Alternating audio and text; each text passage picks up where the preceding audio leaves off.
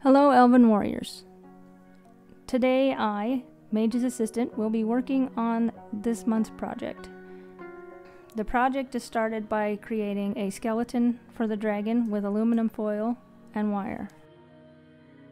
The dragon is going to be of my favorite YouTuber, Prickly Alpaca, and she's in dragon form on this video.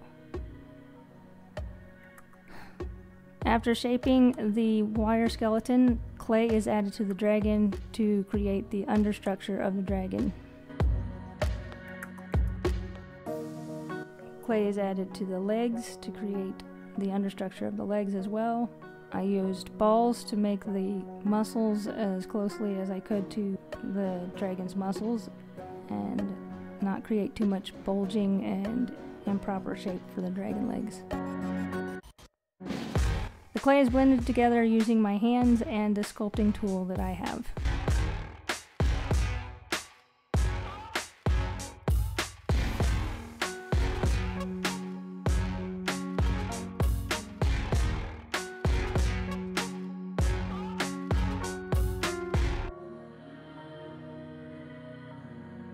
The dragon's cheeks are made with 2 balls of clay.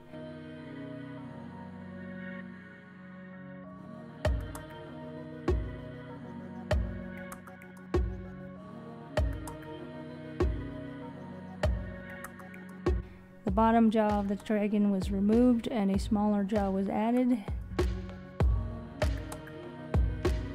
Clay is added to the inside of the dragon's mouth and the sides of the dragon's mouth to help more firmly attach the bottom jaw. The dragon cheeks were redefined with a sculpting tool after being squished when I was sculpting. The inside of the mouth is cleared out to create a larger opening for the mouth and a more realistic inside to a mouth of the dragon. More clay was added to the dragon to create more definition to the chest muscles of the dragon.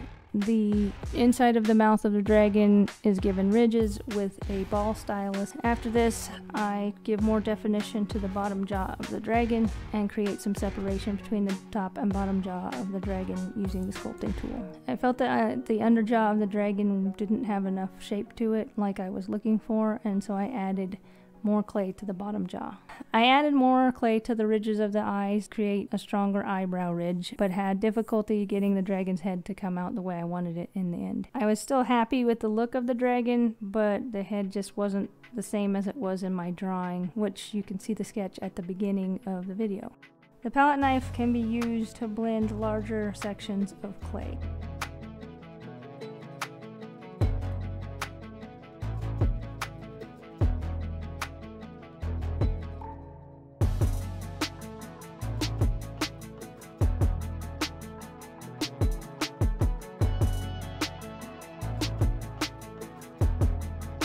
I add extra clay to the dragon's face and then add ridges, using a sculpting tool, rounding the edges of the ridges with the side of the sculpting tool.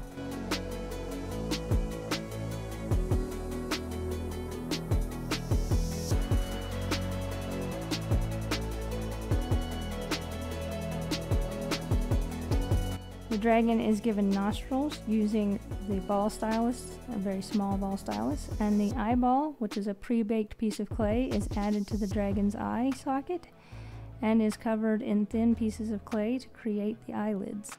I add clay to the dragon's belly and carve it with a palette knife, rounding over the edges of the ridges to create that classical ridged dragon belly scales.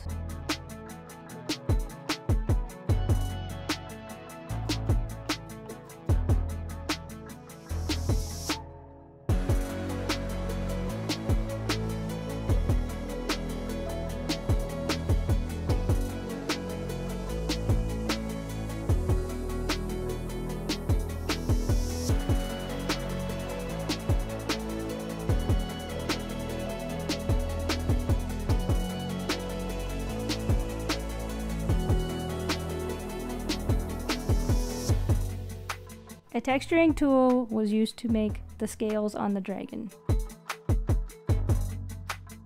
The spikes on the dragon's tail are made from translucent clay and are added after they have been baked. Clay is added to the dragon's legs to create more muscle definition.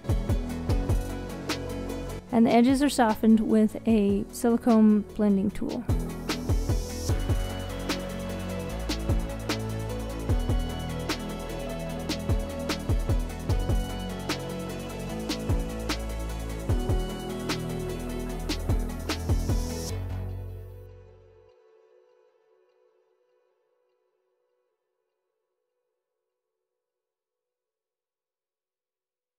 Knee pads are added to the dragon to create knee scales that have spirals drawn into them. Then the feet are added, as well as a heel made of a round ball of clay.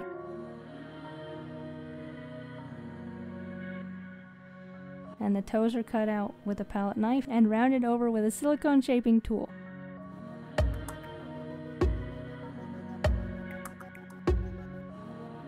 Small holes are added to the toes for the toenails or the claws of the dragon.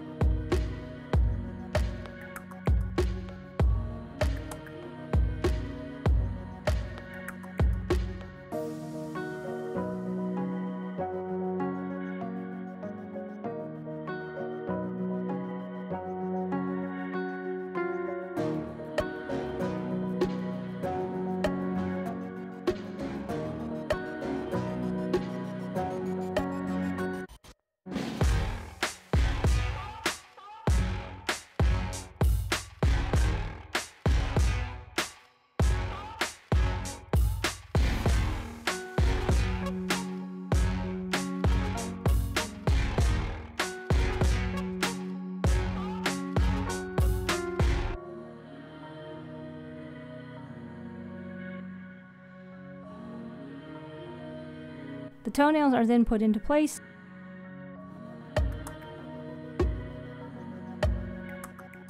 And the hat is made.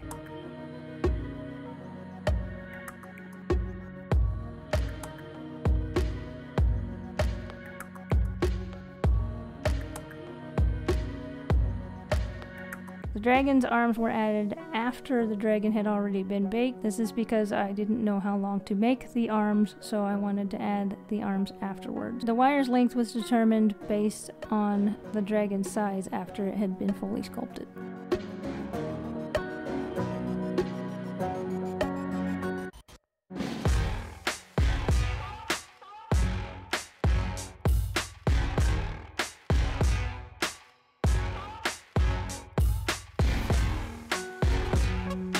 Because this is a dragon, I chose to give it 3 fingers, each made from a small cone-shaped piece of clay. After adding the fingers, I wrapped the fingers around the staff and the book to make sure they're placed in the right position for when the staff and book are added to the dragon after it is baked. Balls of clay, smashing them onto aluminum foil. The ball stylus is then pressed into the center of this dome of clay, and the edges are pressed over to create more of a dome. Small cones of clay are added then for each of the hairs of the dragon. The hat is then added over the top of the hair to press the hair into place. The dragon's tail is wrapped with a piece of clay to look like a leather band, and the dragon is given a belt for carrying the book and the bottle of ink. The tongue of the dragon is created with a slab of clay that has a line drawn down the middle of it.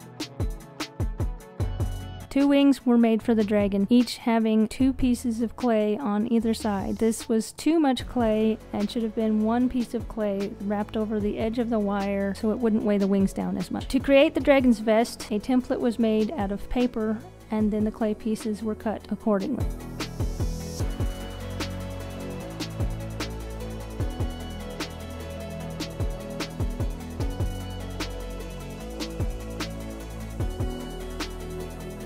The dragon was then baked and coated with a white base coat. The dragon's belly was painted yellow.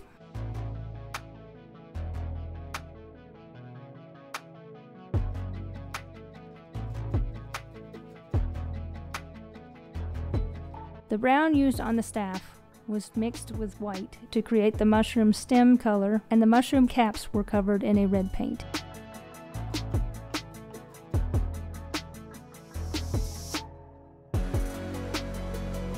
As well as the dragon's tongue.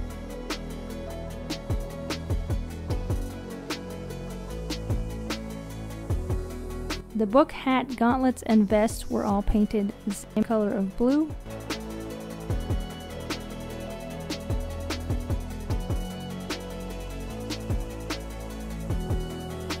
The ink bottle was painted purple, but then later on was painted green.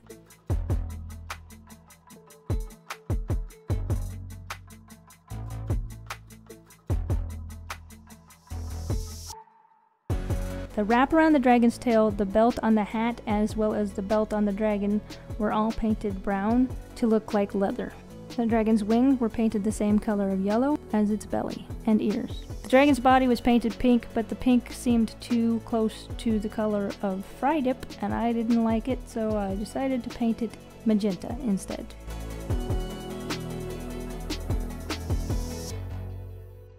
Mage helped by painting the emerald on the book, the hat, and the belt green. He also painted all of the gold items on the dragon.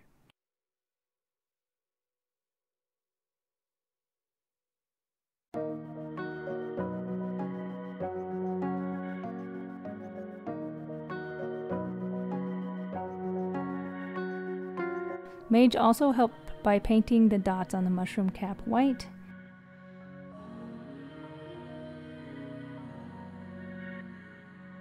Mage also helped by painting the dragon's eyes.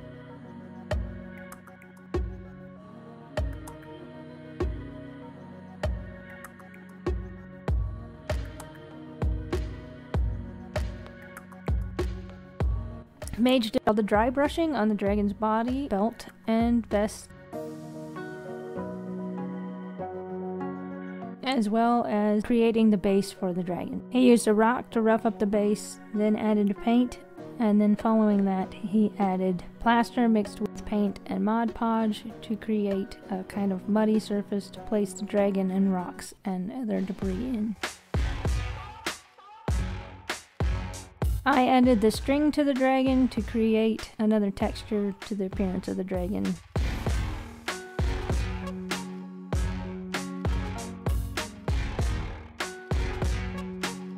I chose to glue some of the items on the dragon, but I didn't glue all of the items because I was also shaky again, so Mage finished by gluing the rest of the items and finishing up the base with paint and items found from the yard, like sticks and rocks.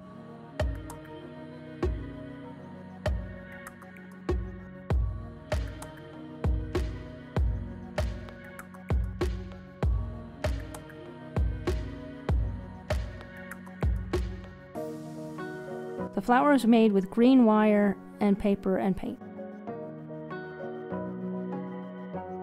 The tiny mushrooms were glued into place on the base.